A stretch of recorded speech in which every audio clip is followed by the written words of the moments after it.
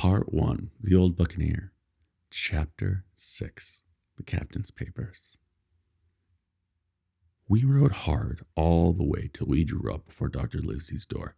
The house was all dark to the front. Mr. Dance told me to jump down and knock, and Dodger gave me a stirrup to descend by.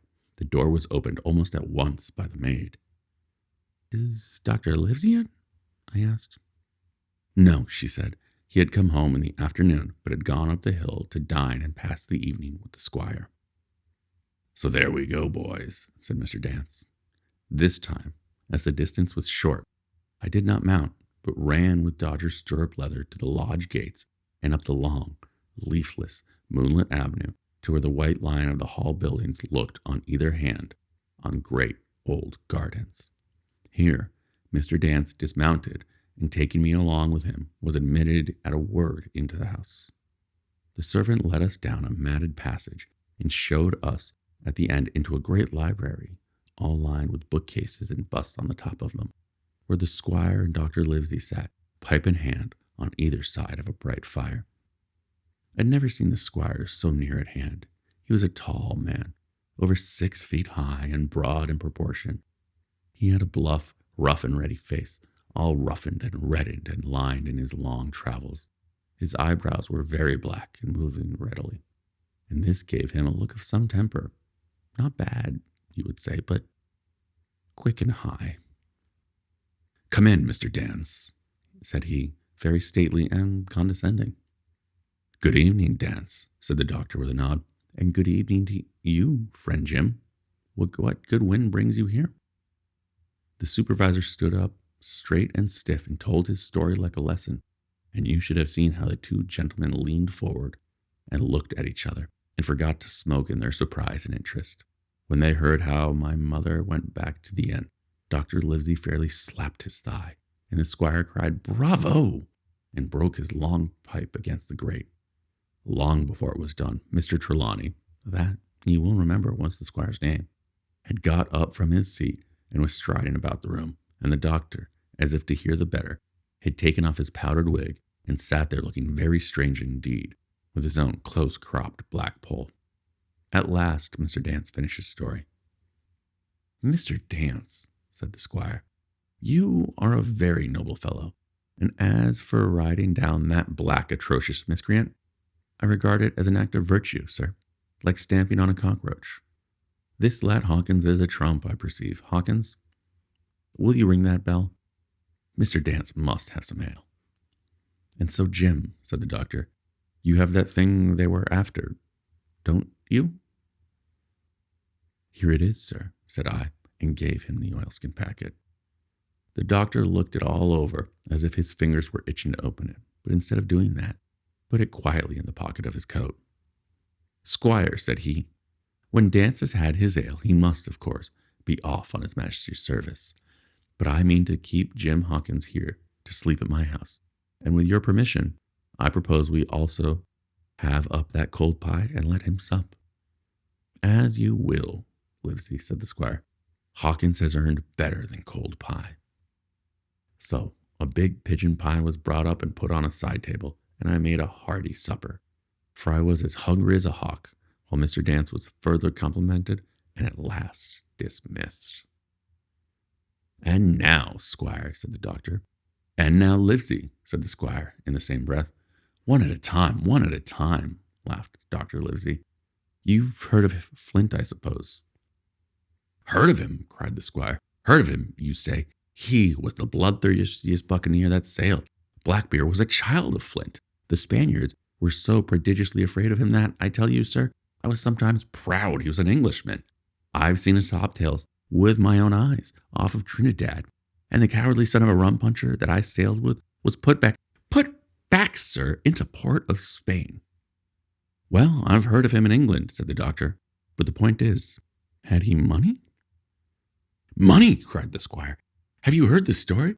What were these villains after but money? What did they care for but money? For what would they risk their rascal carcasses but money?" "That we shall see soon," replied the doctor. "But you are so confoundedly hot-headed and exclamatory, I cannot get a word in. What I want to know is this. Supposing that I have here in my pocket some clue to where Flint buried his treasure. Will that treasure amount to much? Amount, sir, cried the squire. It will amount to this. If we had a clue you talk about, if I fit a ship in Bristol dock and take you and Hawkins here along, and I'll have that treasure if I search a year. Very well, said the doctor. Now then, if Jim is agreeable, we'll open the packet. And he laid it before him on the table. The bundle was sewn together, and the doctor had to get out his instrument case and cut the stitches with his medical scissors. It contained two things, a book and a sealed paper. First of all, we'll try the book, observed the doctor. The squire and I were both peering over his shoulder as he opened it, for Dr. Livesey had kindly motioned me to come round from the side table where I had been eating, to enjoy the sport of the search. On the first page there was only some scraps of writing, such as a man with a pen in his hand might make for idleness of practice. One was the same as the tattoo mark, Billy Bones his fancy. Then there was Mr. W. Bones, mate. No more rum. Off Palm Key he got it, and some other snatches. Mostly single words and unintelligible. I could not help wondering who it was that had got it, and what it was that he got. A knife in his back, as you like it or not. Not much instruction here, said Dr. Livesey, as he passed on. The next 10 or 12 pages were filled with a curious series of entries. There was a date at one end of a line, and at the other, a sum of money, as in common account books, but instead of explanatory writing, only a varying number of crosses between the two. On the 12th of June, 1745, for instance, a sum of £70 had plainly become due to someone, and there was nothing but 6 crosses to explain the cause. In a few cases, to be sure, the name of a place would be added as off Caracas, or a mere entry of latitude and longitude as 62 degrees, 17 minutes, 20 seconds, by 19 degrees, 2 minutes, 40 seconds. The record lasted over nearly 20 years, the amount of the separate entries growing larger as time went on. And at the end, a grand total had been made of about 5 or 6 wrong additions, and those words appended, Bones, his pile. I can't make heads or tails of it, said Dr. Livesey. The thing is as clear as noonday, cried the squire. This is the Black-Hearted Hound's account book. These crosses stand for the names of ships and towns that they sunk or plundered. The sums are the scoundrel's share, and when he feared any ambiguity, you can see here he added something clearer, off Caracas. Now, you see, here we've got some unhappy vessel boarded off that coast. God help the poor souls that manned her. Coral long ago. Right, said the doctor. So what is it to be a traveler? Right. That amount increases, you see, and as he rose in rank. There was little else in the volume but a few bearings of places noted in the black leaves towards the end, and a table for reducing French, English, and Spanish money to a common value. Thrifty man, cried the doctor. He wasn't one to be cheated. And now, said the squire, for the other. The paper had been sealed in several places with a thimble by way of seal. That very thimble, perhaps, that had been found in the captain's pocket. The doctor opened the seals with great care, and there fell out the map of an island, with latitude and longitude, soundings, names of hills and bays, and inlets, and every particular that he would need to bring his ship to a safe anchorage upon its shores. It was about 9 miles long and 5 across, shaped, you might say, like a fat dragon standing up, and had 2 fine landlocked harbors, and a hill in the center part marked the Spyglass. There were several editions of a later date, but above all, 3 crosses of red ink, 2 on the north part of the island, 1 on the southwest, and beside that last, on the same red ink, and in small, neat hand, very different from the captain's tottering characters, these words, bulk of treasure here. Over, on the back, in the same hand had written this further information. Tall tree, spyglass shoulder, bearing a point to the N of NNE. Skeleton Island, ESE, and by E, 10 feet.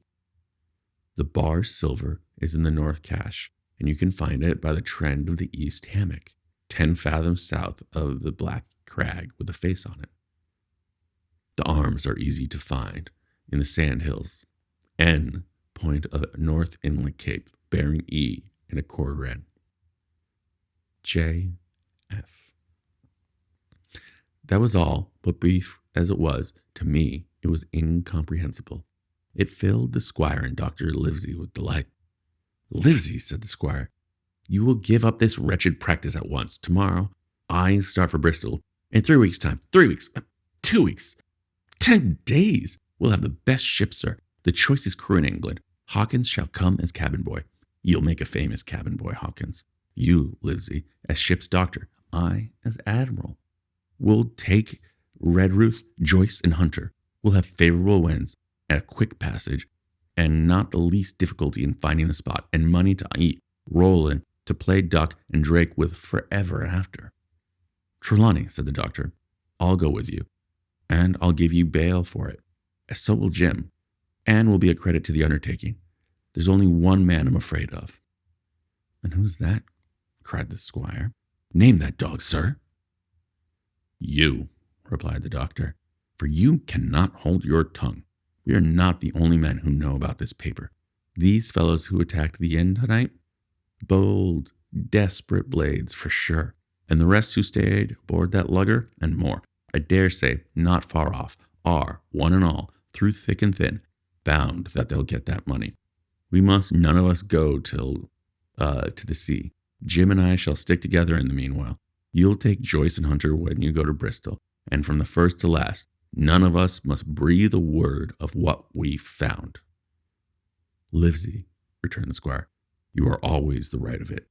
I'll be as silent as the grave.